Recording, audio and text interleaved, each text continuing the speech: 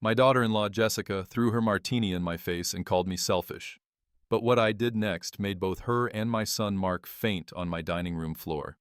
If you're watching this, subscribe and let me know where you're watching from. Let me back up and tell you how I got to that moment. Because honestly, even I couldn't have predicted it would end with two grown adults passed out cold in my house. 3 weeks earlier, I'd been standing in Murphy's Corner store clutching a lottery ticket that had just made me $2 million richer.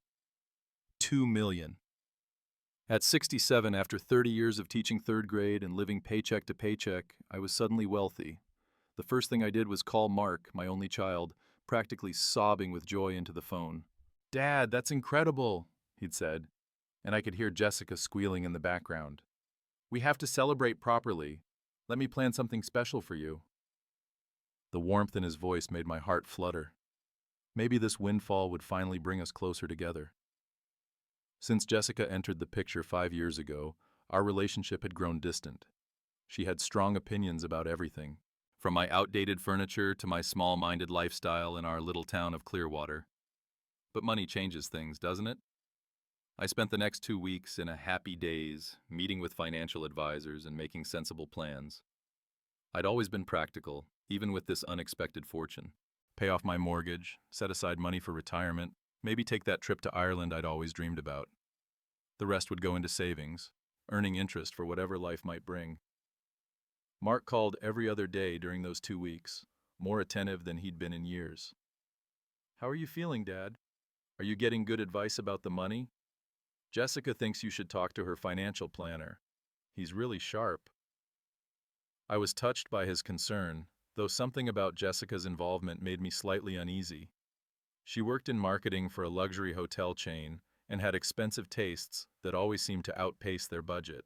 "I've got it handled, son," I'd assured him. "The bank connected me with someone very reputable. We're being conservative with investments."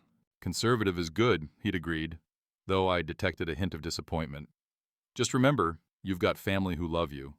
If you ever want to do something generous, well, we'd never say no to helping out." That should have been my first warning, but I was too happy to read between the lines. The dinner party was scheduled for Saturday night. Mark insisted on handling everything, bringing all the food and decorations to my house. "It's your celebration, Dad. You shouldn't lift a finger." Jessica even offered to do the cooking, which surprised me since she usually considered domestic tasks beneath her. As Saturday approached, I found myself genuinely excited. When was the last time my son had gone to such trouble for me? When was the last time Jessica had shown any interest in spending time together? Maybe I'd been too quick to judge their motives. Maybe this money would be the bridge that reconnected our family. I spent Friday evening cleaning my already spotless house and Saturday morning at the barber, getting my silver hair trimmed and treating myself to a straight razor shave. If we were celebrating my good fortune, I wanted to look the part. I even bought a new suit, navy blue with a crisp shirt, the most expensive thing I'd purchased for myself in years. By 5 o'clock Saturday, I was ready. The table was set with my mother's good china. Candles were lit, and I was wearing my new suit with cufflinks that had belonged to my grandfather. I felt elegant and hopeful and grateful for this second chance at happiness. The doorbell rang at exactly 6, and I opened it to find Mark carrying grocery bags and flowers with Jessica behind him holding what looked like a briefcase. "Happy Celebration Day, Dad." Mark kissed my cheek and handed me the flowers. Even Jessica smiled and gave me a quick hug, which was more physical affection than she'd shown me in years. "These are beautiful," I said, admiring the roses. "You really didn't need to go to such trouble." "Nothing's too good for our lottery winner," Jessica said. And something in her tone made me glance at her more closely. She was dressed more formally than usual, in a crisp white blouse and dark pants that looked almost businesslike, and that briefcase seemed odd for a family dinner. But Mark was already heading to the kitchen, unpacking containers of what smelled like expensive catered food, and I pushed my concerns aside. This was supposed to be a happy evening. I'd earned the right to simply enjoy being celebrated by the people I loved most. How naive I was to think it would be that simple. The dinner was perfect, almost suspiciously so. Mark had ordered from Chat Laurent, the French restaurant that charged $50 for an entree. Jessica actually complimented my house, something she'd never done before. "You know, Ronald, this place has real charm, very authentic." Ronald. She'd never called me by my first name before.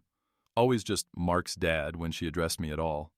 I should have recognized it as the opening move in whatever game they were playing. Thank you, dear. I've always loved this house.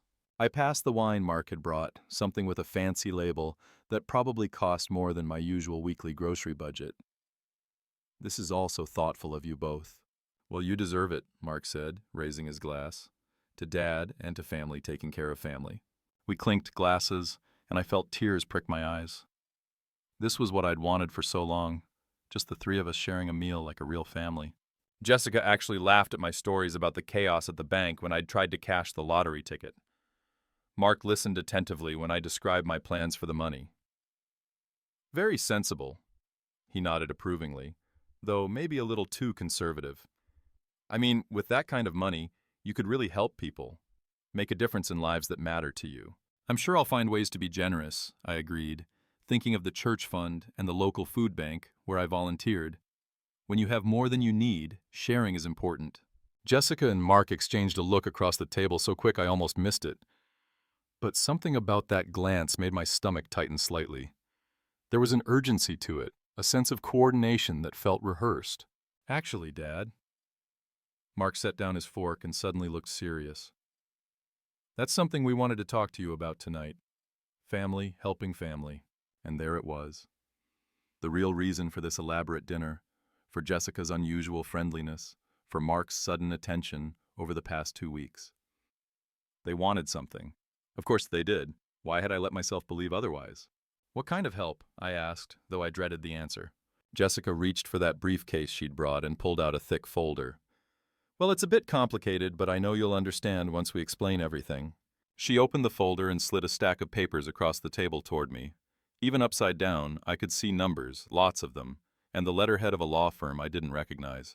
Jessica's been having some financial difficulties, Mark said, his voice taking on the careful tone he used when he was about to ask for something he knew I wouldn't want to give. Nothing serious, just some temporary cash flow issues that got out of hand. I picked up the papers, scanning the first page. It was a statement from something called Premier Credit Solutions, addressed to Jessica Walsh Thompson. The amount at the bottom made my hands start trembling. $847,000 in outstanding debt. $800,000? I looked up at Jessica, who was watching me with the intense focus of a cat stalking a mouse. How is that possible? $800,000? I looked up at Jessica, who was watching me with the intense focus of a cat stalking a mouse. How is that possible? Well, it's complicated, she began. It's not complicated at all, I cut in. This says you owe almost $1 million. How does someone our age accumulate that kind of debt? Jessica's friendly mask slipped for just a moment, revealing something cold and calculating underneath. Our age? I'm 38, Ronald. I'm building a life, establishing myself professionally. Sometimes that requires investment. Investment. I flipped through more pages, seeing charges for luxury hotels, expensive restaurants, designer clothing stores, a lease on a BMW that cost more than I'd ever spent on a car. This wasn't investment, it was indulgence. And you want me to pay this? The question came out sharper than I'd intended. Mark reached across the table and covered my hand with his. Dad, you just won $2 million. Jessica made some mistakes, but she's family now. Family helps family. Remember, family helps family. The words I'd raised him to live by, now being used as a weapon against me. I looked at my son, this man I'd sacrificed everything to raise, and wondered when he'd become someone I barely recognized. Mark, this is almost half of what I won before taxes. But you don't really need all that money, Jessica said, her voice honey-sweet again. You're 67, you live simply, your house is paid off. What are you going to do with $2 million anyway? The audacity of it took my breath away. What was I going to do with my money? Live comfortably for the first time in my life? Travel, have security, maybe leave something for my grandchildren's education if Mark and Jessica ever had children. I'm going to live on it, I said quietly. It's my retirement. Come on, Dad. Mark's voice carried an edge of impatience. Be realistic. Social Security plus investment income from even half the winnings would be more than enough for your lifestyle. You could help Jessica get back on her feet and still be set for life. My lifestyle. As if my simple existence was somehow proof that I didn't deserve better. That I should be grateful for scraps while they lived in luxury funded by my good fortune. I set the papers down carefully and looked from my son to his wife, seeing them clearly for perhaps the first time. This whole evening, the expensive dinner, the false warmth, even Mark's increased attention over the past 2 weeks, it had all been leading to this moment. They hadn't been celebrating my good luck. They'd been calculating how to take it away from me. And if I say no, I asked? The silence that followed told me everything I needed to know about what would happen to our relationship if I didn't hand over nearly half my winnings to pay for Jessica's shopping sprees and luxury lifestyle. If you say no, Jessica's laugh was like glass breaking. Well, Ronald, I suppose that would tell us exactly what kind of person you really are. I felt something cold settle in my chest. In all my years of teaching, I'd dealt with plenty of manipulative children. But this was different. This was my own family trying to guilt me into funding their mistakes. What kind of person would that make me, Jessica? I asked, genuinely curious to hear her answer. The kind who wins the lottery and forgets where he came from, Mark said before Jessica could respond. The kind who gets money and suddenly thinks he's better than the people who've supported him all these years. Supported me? I almost laughed at the absurdity. When have you supported me? When have either of you done anything for me that wasn't motivated by your own convenience or needs? Are you serious? Mark's face flushed. We invite you to holidays. We call you regularly. We include you in our lives. That's support, Dad. That's family. Include me in your lives, I echoed. Like I should be grateful for the privilege of attending their dinner parties where Jessica's friends treated me like an amusing relic, or for the occasional phone calls where Mark updated me on his work while barely asking about my life. And in return for that support, Jessica added smoothly, we're asking for your help when we really need it. It's not like we're asking for a handout. This is a loan. I'll pay you back. A loan, I said, looking down at the papers again, noting the multiple collection agency warnings, the legal notices, the accounts that had already been charged off. Someone who owed nearly $1 million wasn't in a position to pay back anything. How would you pay me back, Jessica? According to these statements, you haven't made a payment on most of these accounts in months. That's temporary, she snapped, her composure cracking.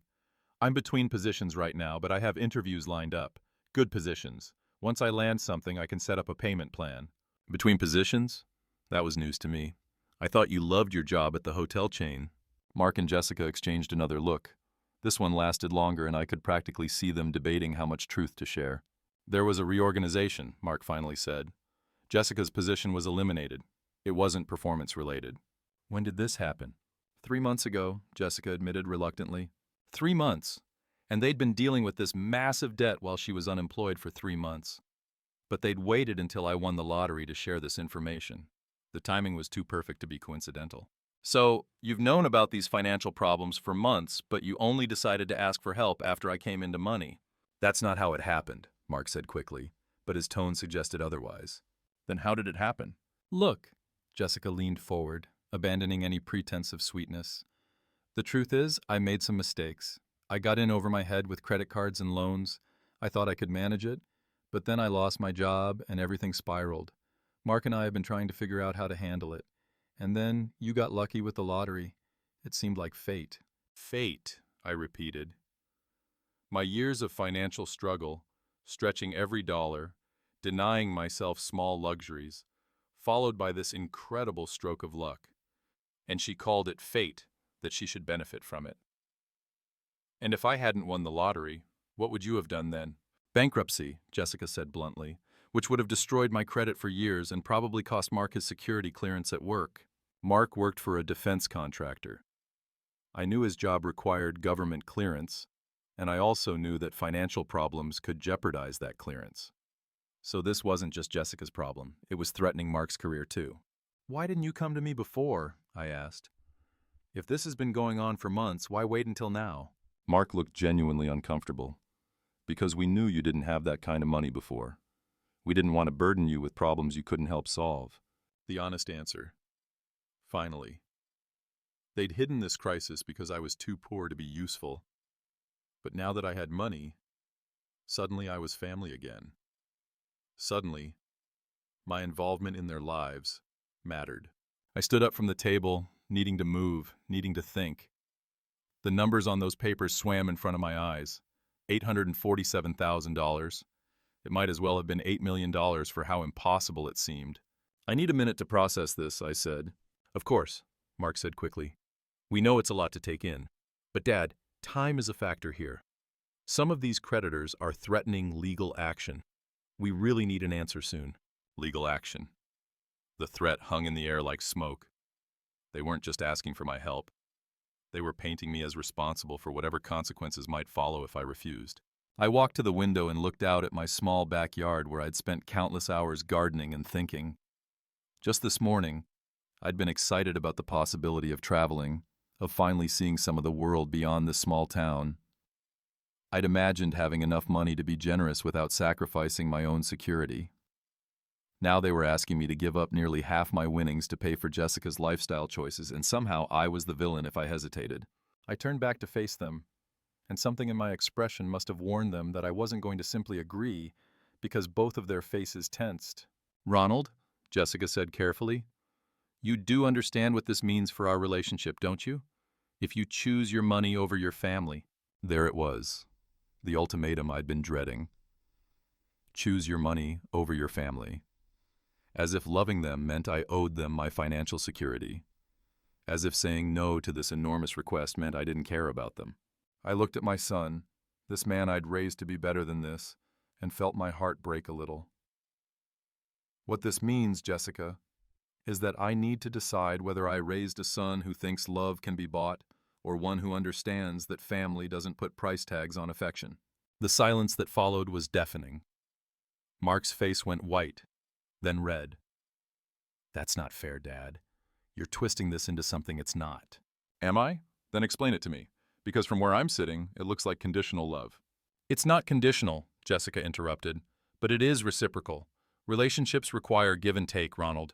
We've given you years of family connection, and now we're asking you to give something back.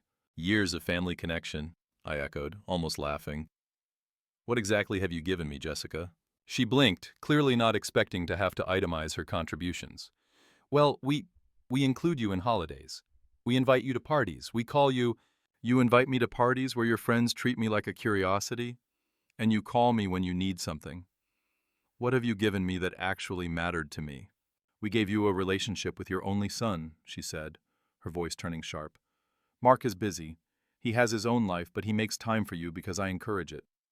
Do you think he'd call as often if I wasn't reminding him? The words hit like a slap. I looked at Mark. Is that true? Do you only call me because Jessica reminds you? It's not that simple, Dad. I'm busy. We both are. Jessica helps me remember to reach out to people. People, I repeated. He'd lump me in with people. I see. I folded my hands in my lap, struggling to process this revelation. So the calls, the visits, the inclusion in your lives, it's all been charity. And now you want me to pay you back for that charity. Stop being so dramatic, Jessica snapped. This isn't about charity. It's about family helping family when there's a crisis. You have the money, we have the need. It's simple math. Simple math, I said softly. After taxes, I'll have roughly $1.3 million. You want $847,000 of that. That leaves me with less than $500,000, which is still more money than most people see in a lifetime, Mark said. Dad, you could live comfortably on the interest from that amount. Could I? Maybe if I was very careful. If I never got sick. If I never needed long-term care. If nothing unexpected ever happened. But comfortable and secure aren't the same thing. And I've lived too many years without security to give it up lightly. You want me to risk my financial stability for your wife's shopping habits? Shopping habits? Jessica's voice rose dangerously. You think this is about shopping? I was building a business, Ronald. I was investing in my future, in our future. Not everyone can be content with your small little life. My small little life. The contempt in her voice was unmistakable. My small little life included raising a son who I hoped would be better than this, I said quietly. Better than what? Mark's patience was clearly running out. Better than asking for help when we need it? Better than expecting family to act like family? Better than threatening emotional blackmail to get money, I replied. Emotional blackmail? Jessica stood up abruptly, her chair scraping against the floor. That's what you think this is? We come to you in crisis? We humble ourselves by asking for help, and you accuse us of manipulation? Aren't you manipulating me? You've made it clear that our relationship depends on my answer to this request. How is that not manipulation? Because, Mark said, his voice taking on the cold tone I remembered from his teenage years when he didn't get his way. Family is supposed to be there for each other. If you can't be there for us when we really need you, then what kind of family are we? What kind of family indeed?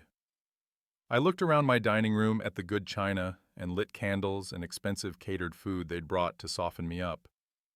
This whole evening had been theater, a carefully orchestrated performance designed to make me feel valued and loved before they presented the bill. You know what, Mark? You're right. We should talk about what kind of family we are. I stood up and went to the kitchen, returning with my checkbook. Both Mark and Jessica perked up, hope flooding their faces. They thought I was giving in. Instead, I opened the checkbook and very deliberately wrote a check for $1,000. This is what I can afford to give you, I said, tearing it out and placing it on the table. It's a gift, not a loan.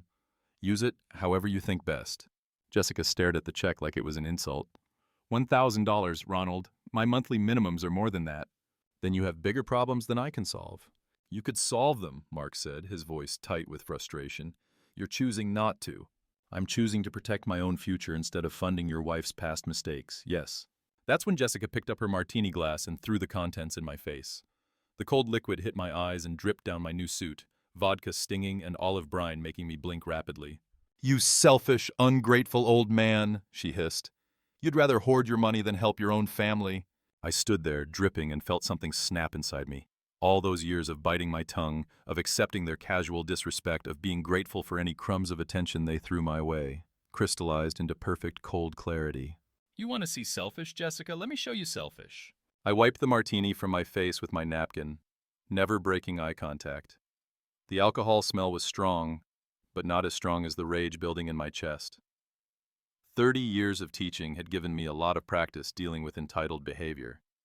But this was beyond anything I'd encountered in a classroom. Sit down, I said, my voice deadly calm.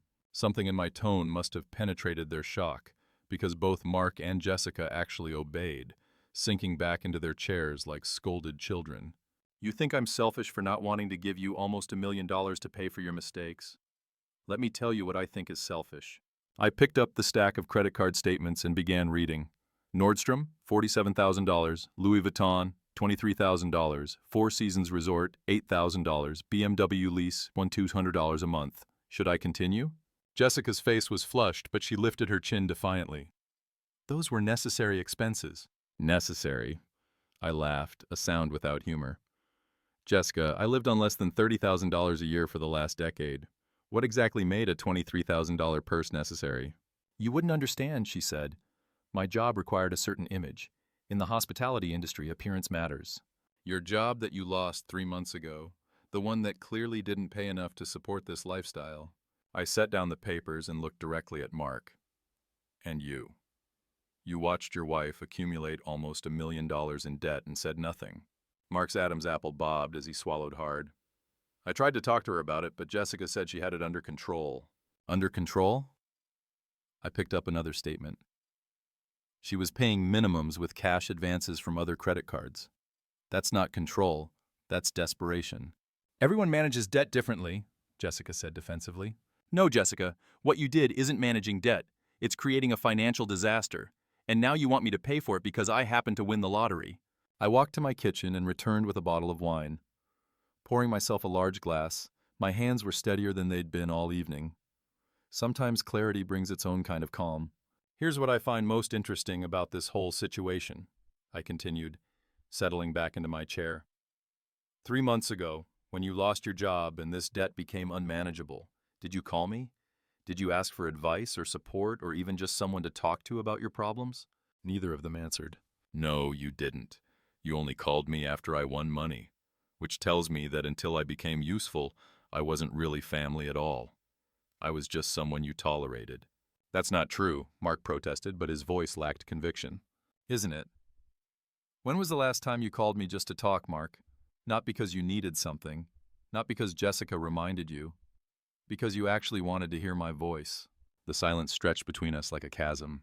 When was the last time either of you asked about my life, my health, my plans, my happiness? I took a sip of wine, tasting the expensive vintage Mark had brought to soften me up. You know what you asked me tonight?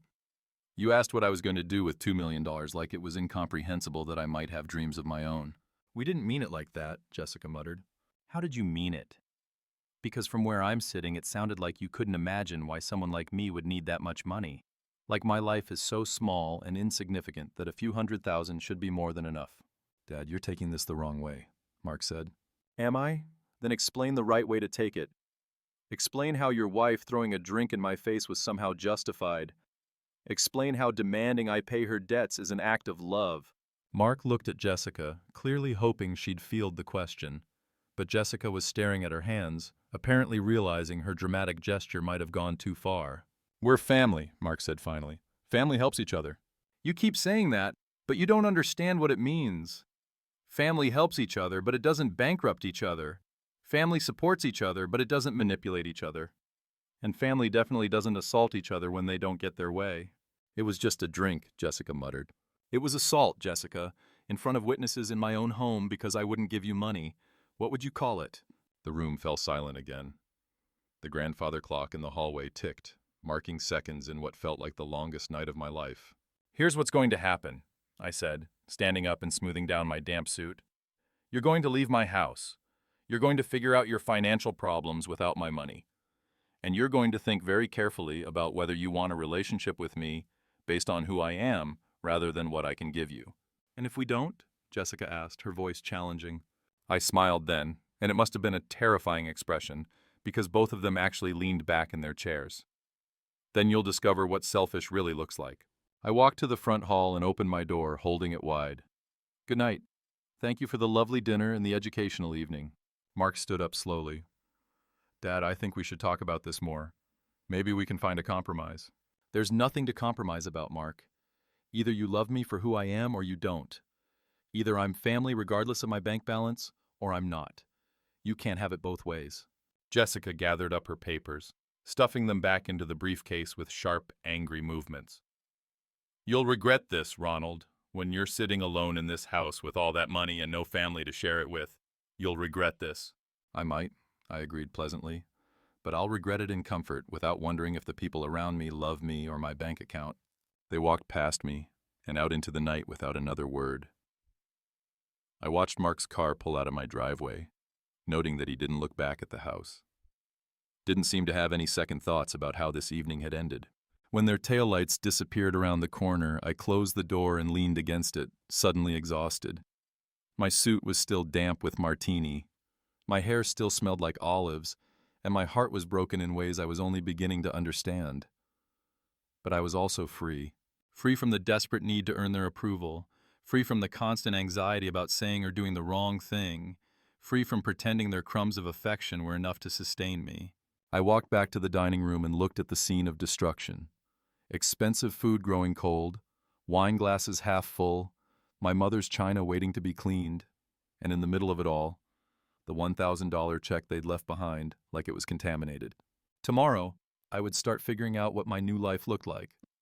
Tonight, I was going to finish that bottle of wine and plan my revenge, because they were about to learn that this selfish old man had a few surprises left in him. I woke up Sunday morning with a mild headache and absolute clarity about what I needed to do. The events of the previous evening felt like a bad dream, except for the suit hanging in my bathroom that still reeked of vodka and the olive that had somehow ended up under my dining room table. My phone had been buzzing since 7 a.m. 17 missed calls from Mark, 12 from Jessica, and a string of increasingly frantic text messages. Dad, I think we all said things we didn't mean last night. Please call me back. We need to talk. Jessica feels terrible about what happened. This is ridiculous. We're family. Pick up your phone. I deleted them all without responding. I'd spent enough years answering their summons like a trained dog. That version of Ronald was officially retired. Instead, I made myself breakfast, read the newspaper cover to cover, and then called my financial advisor. Ronald? Harold Brennan's voice was warm with genuine affection. How are you feeling about everything? Still can't quite believe it's real. Harold had been handling my modest investments for 15 years. He was honest, conservative, and had never once suggested I take risks I couldn't afford. More importantly, he'd never made me feel foolish for asking questions or wanting to understand every detail of my financial situation. I'm feeling very clear about my priorities, actually. That's why I'm calling. I need to make some changes to my plans. Of course. What did you have in mind? I want to move half of my winnings into an irrevocable trust, something that protects the money from any future claims or demands. There was a pause. Ronald, that's a significant step. Irrevocable means you can't change your mind later, even if circumstances change. Is there something specific you're concerned about? I thought about how to explain without sounding paranoid or vindictive. Let's just say I've learned that sudden wealth can change how people see you. I want to make sure I'm protected. I understand completely. It's actually quite wise. Many lottery winners find themselves dealing with unexpected financial pressures from family and friends. Unexpected financial pressures. What a polite way to describe what had happened in my dining room the night before. Can we meet tomorrow to discuss the details? Absolutely. How about 10 a.m.? And Ronald, you're making a smart choice. This kind of protection gives you freedom to enjoy your winnings without constantly worrying about other people's opinions of how you should spend them. After hanging up with Harold, I called my sister Caroline in Phoenix. Caroline was 5 years older, brutally honest, and had never liked Jessica from the moment Mark introduced her. Ronald, how's life as a millionaire treating you? Educational, I said dryly, and told her everything that had happened. Caroline's silence after I finished the story was more eloquent than any words could have been. $800,000, she finally said. That woman spent $800,000 on shopping. Apparently it was necessary for her image.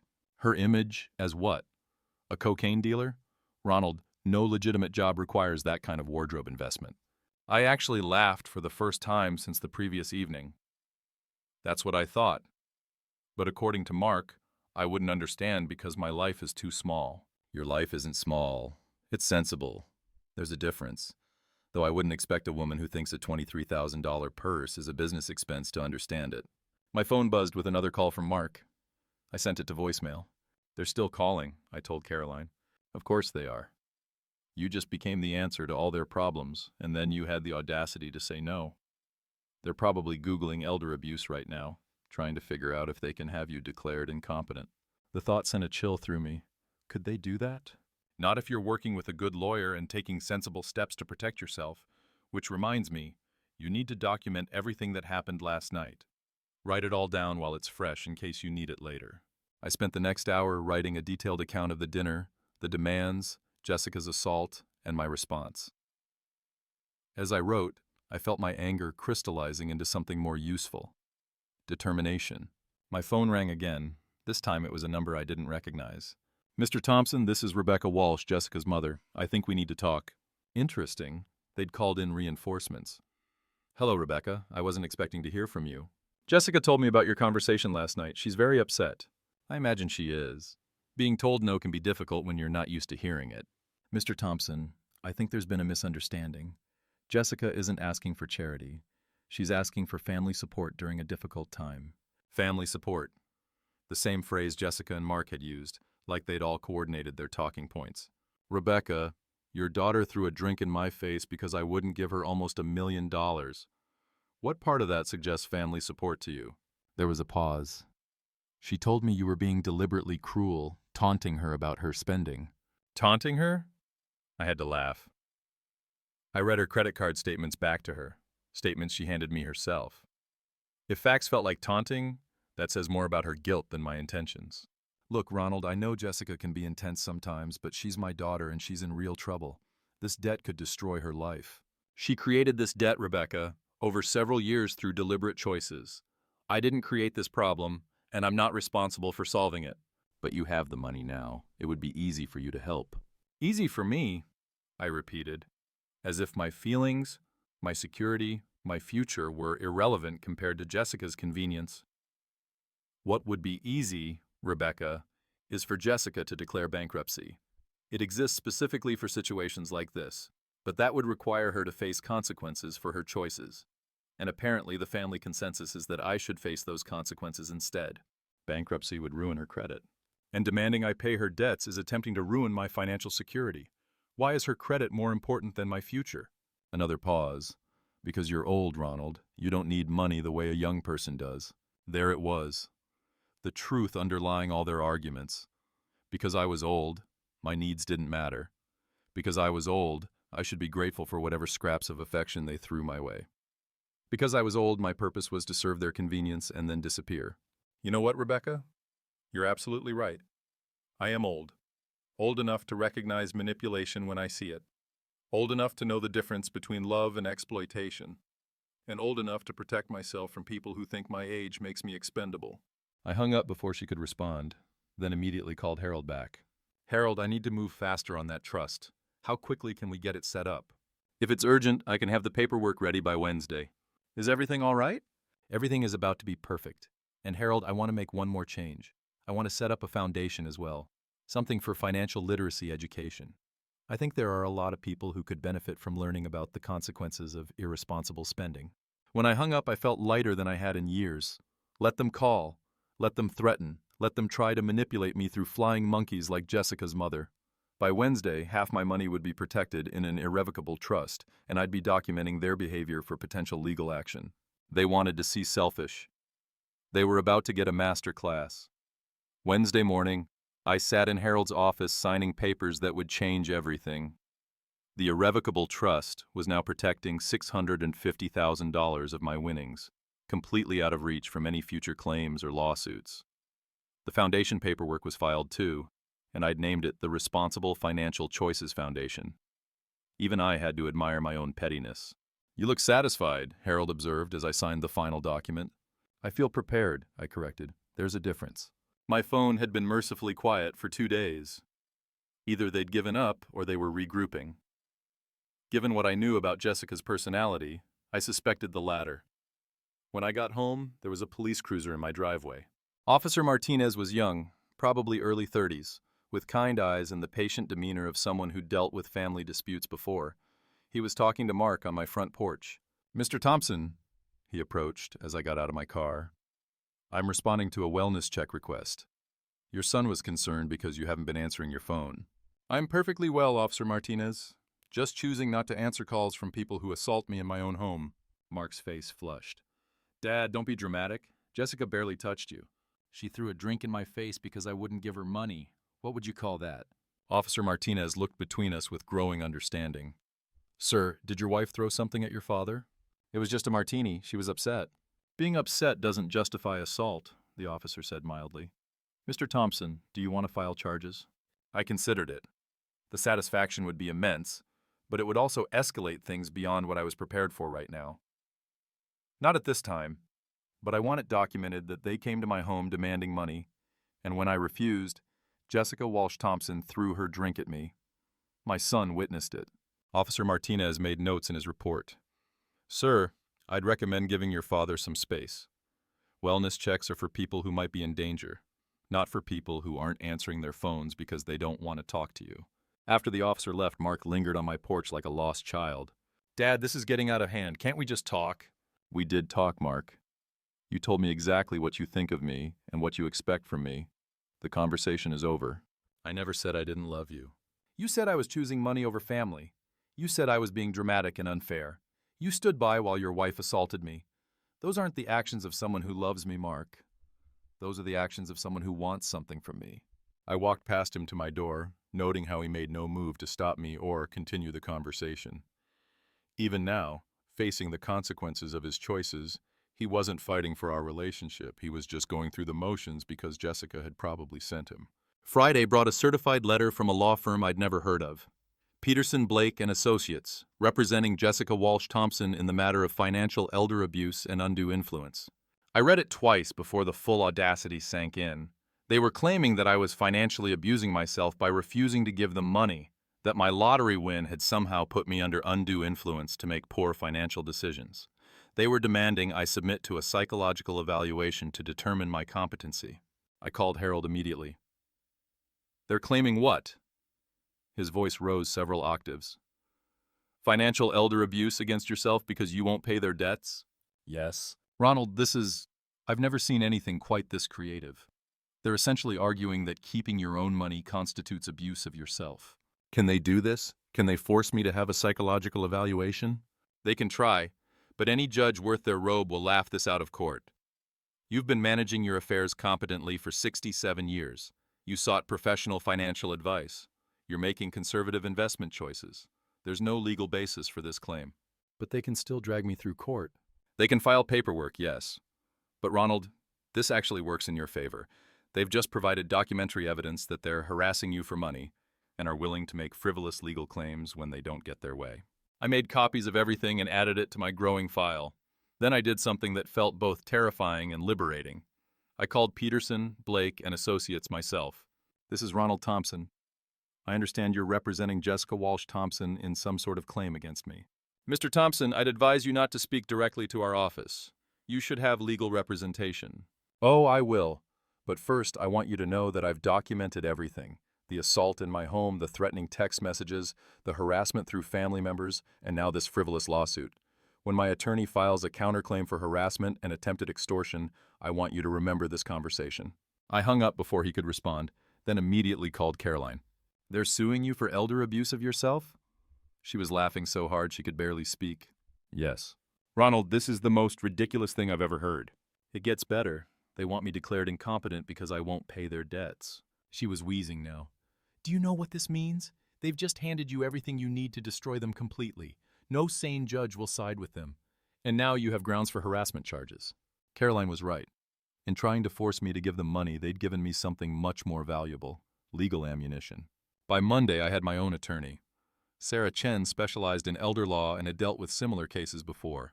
Mr. Thompson, this is one of the most clear-cut cases of financial harassment I've seen. They're not even trying to hide their motives. What can we do? We file a motion to dismiss their case as frivolous. Then we file our own lawsuit for harassment, assault, and attempted extortion. We have documentation, we have witnesses, and we have their own legal filing that proves they're targeting you specifically because you have money. Will it work? Sarah smiled. Mr. Thompson, by the time we're done, they'll be paying your legal fees and issuing public apologies. And that's just the beginning. The preliminary hearing was scheduled for Thursday morning. I dressed carefully in my Navy suit, the same one I'd worn to parent-teacher conferences for 30 years. It felt like armor. Jessica and Mark sat on the opposite side of the courtroom with their attorney, a nervous-looking man who kept shuffling papers. Jessica was dressed like she was attending a board meeting, all sharp angles and expensive accessories. Mark looked miserable. Judge Patricia Hoffman was in her 60s with silver hair and the no-nonsense demeanor of someone who'd seen every possible human foolishness in her courtroom. Mr. Peterson, she addressed Jessica's lawyer, I've reviewed your filing and I have to say this is one of the most unusual claims I've encountered. You're arguing that Mr. Thompson is abusing himself financially by refusing to pay your client's debts. Your Honor, Peterson began, Mr. Thompson has come into significant money and is not thinking clearly about his family obligations. We believe he may be under outside influence to make decisions that harm his family relationships. Outside influence from whom? The judge asked. Possibly his financial advisor or other parties who might benefit from his isolating himself from his family. Judge Hoffman looked over her glasses at the lawyer. Mr. Peterson, are you arguing that seeking professional financial advice constitutes undue influence? We're arguing that Mr. Thompson's refusal to help his family in their time of need suggests he's not making rational decisions. I see. And what evidence do you have that Mr. Thompson is mentally incompetent? The lawyer shuffled his papers again. Well, he's elderly, and sudden wealth can be overwhelming. Mr. Peterson, the judge said, her voice sharp now, being elderly is not evidence of incompetence. Having money is not evidence of incompetence. And refusing to pay someone else's debts is not evidence of incompetence. Is there any actual evidence that Mr. Thompson cannot manage his own affairs? The silence stretched uncomfortably. Your Honor, Sarah stood up smoothly. We'd like to present evidence of what actually happened here. For the next hour, Sarah methodically laid out the timeline. The dinner party, the demands for money, Jessica's assault, the threatening messages, the wellness check, and finally this frivolous lawsuit. She presented the credit card statements showing Jessica's spending, the documentation of her unemployment, and the evidence that they'd waited until after I won the lottery to ask for help. Your Honor, Sarah concluded, this isn't a case of elder abuse. This is a case of a family attempting to extort money from a lottery winner by filing false legal claims when he refused to pay their debts. Judge Hoffman was quiet for a long moment, studying the papers in front of her. Ms. Walsh Thompson, she finally said, addressing Jessica directly, you owe $847,000 in credit card debt. Yes, Your Honor, but I can explain. No need, the judge cut her off. She turned to me. Mr. Thompson, congratulations on your lottery win. How much of your winnings are these people asking you to pay toward this debt? $847,000, Your Honor. Almost two-thirds of what I'll have after taxes. And you refused? Yes, Your Honor. Wise decision. The judge's eyes narrowed as she looked back at Jessica's lawyer. Mr. Peterson, your case is dismissed. Moreover, I am sanctioning you for filing a frivolous lawsuit. You have 30 days to explain to the State Bar why you thought this was an appropriate use of the court system. Jessica's face went white. Mark looked like he might be sick. Furthermore, Judge Hoffman continued, I'm issuing a restraining order. Ms. Walsh-Thompson and Mr. Thompson are prohibited from contacting Mr. Ronald Thompson directly or indirectly for any purpose related to money or financial assistance. Any violation will result in contempt charges. Sarah leaned over and whispered, now we file our countersuit. 6 weeks later, I was sitting in my garden enjoying the first warm day of spring when Harold called with news that made me laugh out loud. Ronald, you're not going to believe this. Jessica Walsh-Thompson filed for bankruptcy yesterday. Really? How do you know? It's public record. She listed debts of over $900,000. Apparently, the legal fees for their frivolous lawsuit pushed her over the edge. I felt a satisfaction that was probably unworthy of a retired teacher, but I embraced it anyway. What about Mark? Clean. It looks like he kept his finances separate, probably to protect his security clearance. Smart man, I said, though not smart enough to keep his wife's problems from affecting his career. What do you mean? Defense contractors don't like employees whose spouses file for bankruptcy. Creates security risks. Word is he's been transferred to a position that doesn't require clearance. Significant pay cut. I should have felt sorry for him. He was my son, after all. But it was hard to work up sympathy for someone who'd watched his wife assault me and then supported her frivolous lawsuit. There's more, Harold continued. Their attorney, Peterson, is facing disciplinary action. Apparently, your case wasn't the first time he's filed questionable lawsuits. The State Bar is reviewing his license. 3 days later, Caroline called with the best news yet. Ronald, you have to see this. Check your email. I opened my laptop and found a link to a local news article. Local man's lottery win leads to legal victory against family extortion attempt.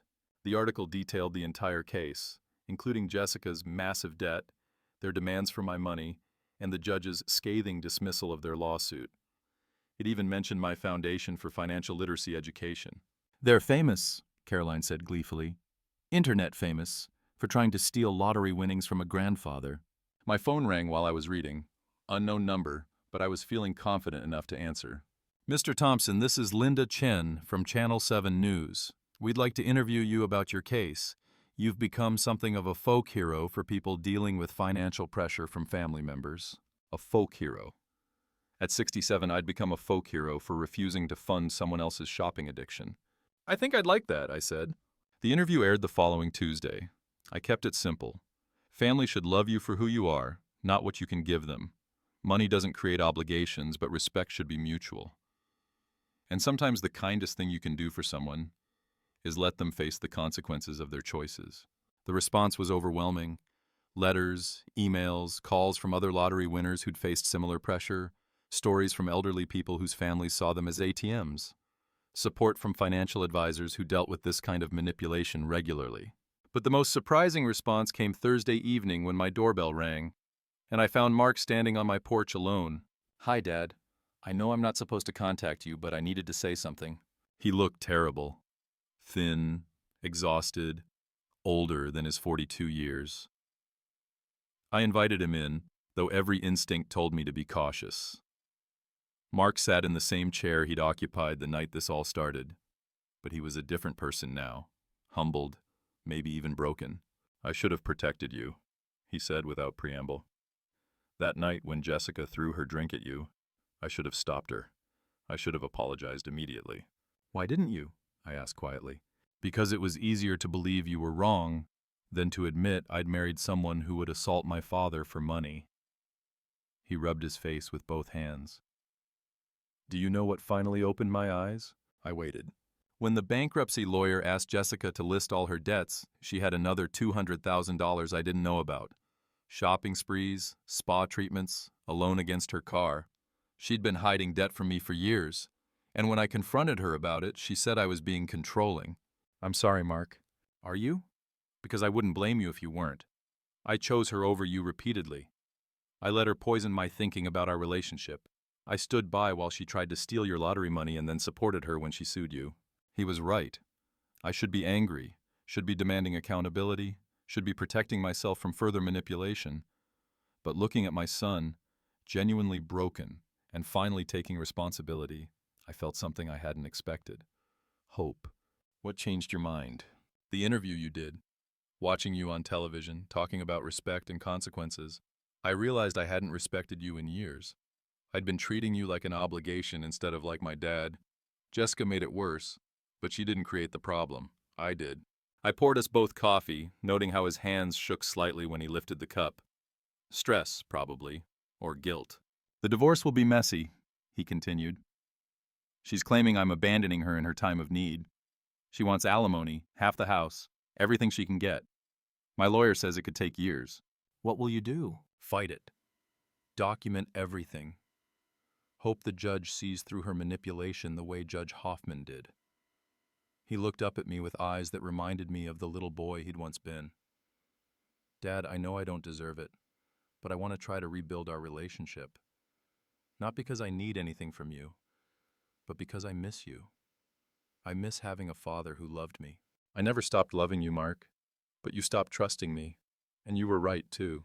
We sat in silence for a while, both of us processing the wreckage of the last few months. There's something else, Mark said finally, pulling out a folder and sliding it across the table.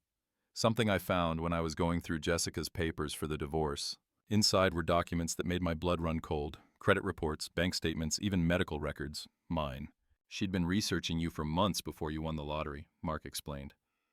Your financial records, your insurance, your health information. She was building a file on you. Planning what exactly? I'm not sure. But there are notes about guardianship procedures, about having elderly people declared incompetent. She was researching how to take control of someone else's finances. Dad, she was going to steal everything from you eventually. The lottery just moved up her timeline. I stared at the papers, seeing my entire life reduced to data points and potential assets. Jessica had been studying me like a predator studies prey, waiting for the right moment to strike.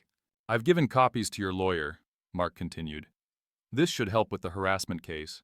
But Dad, you need to know she's not done. The bankruptcy will be discharged in a few months and she'll probably try again. Let her try, I said, my voice steady.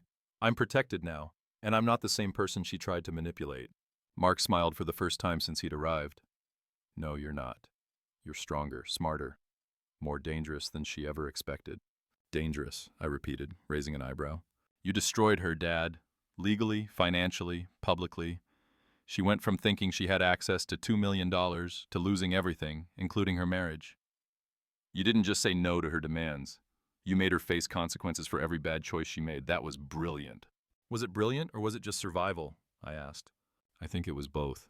We sat together until the coffee pot was empty, speaking more honestly than we had in years. What happens now? I asked finally. Now we both start over. You with your lottery money and your new life. Me with whatever's left after the divorce, and the knowledge that I almost lost the most important person in my life. And Jessica? Mark's expression hardened. Jessica learns that actions have consequences, something she should have figured out long before accumulating $1 million in debt. As he prepared to leave, Mark paused at the door. Dad, the foundation you started, the financial literacy education, I think it's going to help a lot of people avoid the mistakes Jessica made. That's the idea. And the name, the Responsible Financial Choices Foundation, that was my way of having the last word. I smiled. I'm 67 years old, Mark. I've earned the right to have the last word. After he left, I sat in my garden as the sun set, thinking about second chances and the price of wisdom. My lottery ticket had bought me more than money. It had bought me freedom from people who saw me as a resource rather than a person. It had taught me the difference between love and manipulation. And it had shown me that even at 67, I was still capable of surprises. My phone buzzed with a text from Harold.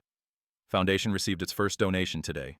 $50,000 from an anonymous donor who said your story inspired them to help others avoid financial manipulation. I looked around my peaceful garden, at the house I no longer had to worry about affording, at the future that was finally truly mine.